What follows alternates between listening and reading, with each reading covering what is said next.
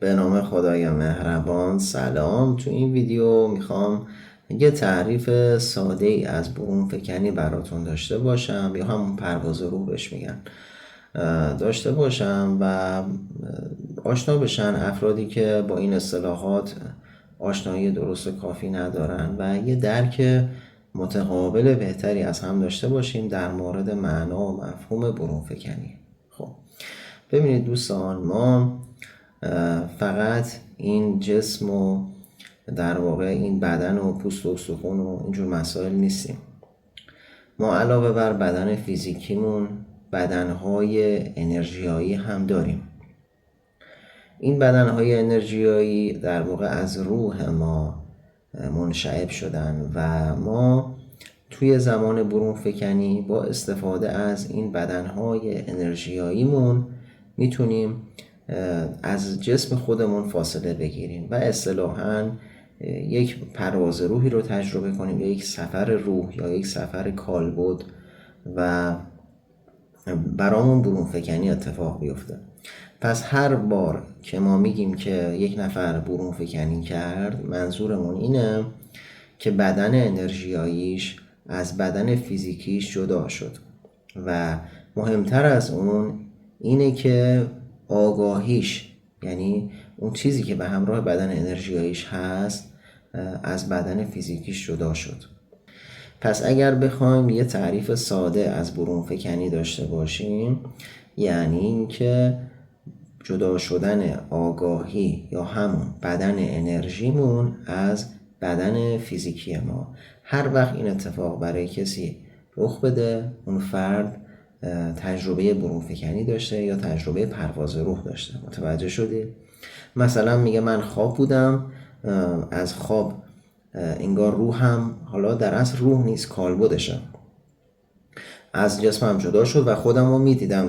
در واقع جسم خودم که خوابیده بود خودم رو میدیدم. یعنی این آگاهی ما از جسم ما جدا شده بود و میتونست اطراف رو ببینه، حتی خود بدن رو ببینه. ببینید دوستان، ما توی زمانی که خواب و رویاهایی میبینیم که ساخته ذهنمون نباشن، خیلی از مواقع همین برون فکنی اتفاق افتاده، ولی خب آگاهی ما در اونها کمتر هست، یا یک صحنه‌ای از اونها رو به یاد میاریم که ممکنه حتی بعداً توی زندگیمون اونها رو ببینیم و این هم یه نوع برون فکنی هست، اما یک برون فکنی اصطلاحاً ضعیفتریه و آگاهی کمتر همراهی میکنه اون بدن انرژیایی ما رو و خیلی از صحنه و اتفاقاتی که تو اون خواب میفته ما اصلا اونها رو به یاد نمیاریم، یا خیلی کنترل نداریم روی حرکات خودمون، روی حرفای خودمون، نمیدونم روی رفتارمون، اعمالمون و همچنین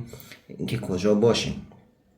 اما توی برون فکنی آگاهی ما مثل حالتی که بیدار هستیم همراه ما هست و فقط ما داخل بدنمون نیستیم. تنها تفاوت اینه که ما داخل بدنمون نیستیم، ما یک بدن انرژی داریم و به صورت یک بدن انرژیایی که اسمش رو میذارن کالبد، ما به اون طریق داریم مثلا جابجا میشیم، حرکت میکنیم، یا ممکنه یه سری موجودات دیگر رو ملاقات بکنیم و در واقع آگاهی ما به صورت کامل همراه ما هست و ما تمام صحنه‌ها، اتفاقات رو در 95% موارد کاملا به یاد داریم، مگر در برون فکنی های خیلی سطح بالا که در واقع شما از نظر فرکانسی اجازه نداری که اون مسائل رو به خاطر بیاری. حالا تفاوت افرادی که اصطلاحاً مدیوم هستن یا واسطه بین جهانها هستن با افراد عادی در زمینه برون فکنی چیه؟ مدیوم ها اصطلاحیه که به افرادی میگن که چشم سومشون فعاله یا توانایی برون فکنی حرفه‌ای دارن. مدیوم ها به خاطر اینکه از قبل فرکانس ذهنشون روی حالت ظریف یا غیر مادی تر تنظیم شده، تجربه برون فکنی براشون راحت تر و بیشتر اتفاق میفته. تفاوتشون با افراد عادی اینه که اصولاً اونها فرکانس روحشون متفاوته و به خاطر همین این تجربه میتونه براشون راحت‌تر اتفاق بیفته و همچنین کنترلشون و مدت زمان برون فکنیشون یا تجربه‌ای که میتونن داشته باشن هم میتونه با یه سری افراد عادی کاملا متفاوت باشه. خب اما برون فکنی چه کاربردهایی داره؟ اول اینکه شما میتونید توی لایه‌های مختلف جهانهایی که خداوند آفریده، خصوصا در بعد سومی که ما انسان‌ها هستیم و یه سری موجودات دیگه، میتونید حرکت داشته باشید، میتونید برید و آگاهی داشته باشید، آگاهی کسب بکنید و خیلی موقع‌ها شاید بهترین خاصیتش این باشه که شما میتونید با یک سری راهنماهای روحی یا یک سری موجودات در واقع خیرخواه ارتباط بگیرید و کلی آموزش‌های ماورایی دریافت کنید و خیلی علم شما در ماورا و مسائل ماورایی و انرژیایی بالاتر بره. همچنین میتونید به مکانهای مختلف برید و شاید بتونید با یک سری افرادی که حالا اونها هم در برون فکنی تبحر بالایی دارن، با اونها هم بتونید ارتباط برقرار بکنید و خیلی خیلی مسائل دیگه. اما حالا بریم سراغ یکی از تمرینات برون فکنی. برون فکنی یکی از تمرینات معروفی که داره تمرین طناب هستش.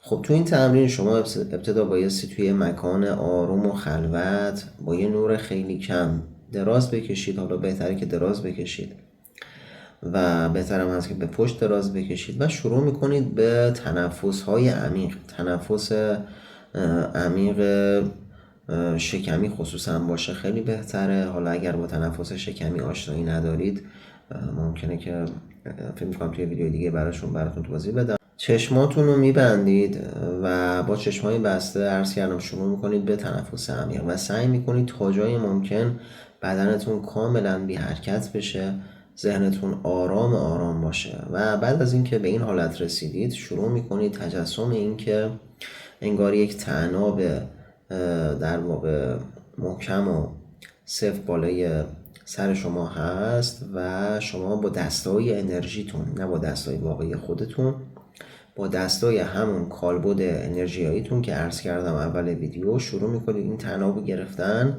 با همون بدن انرژیتون و سعی میکنید که آروم آروم از اون طناب بالا برید.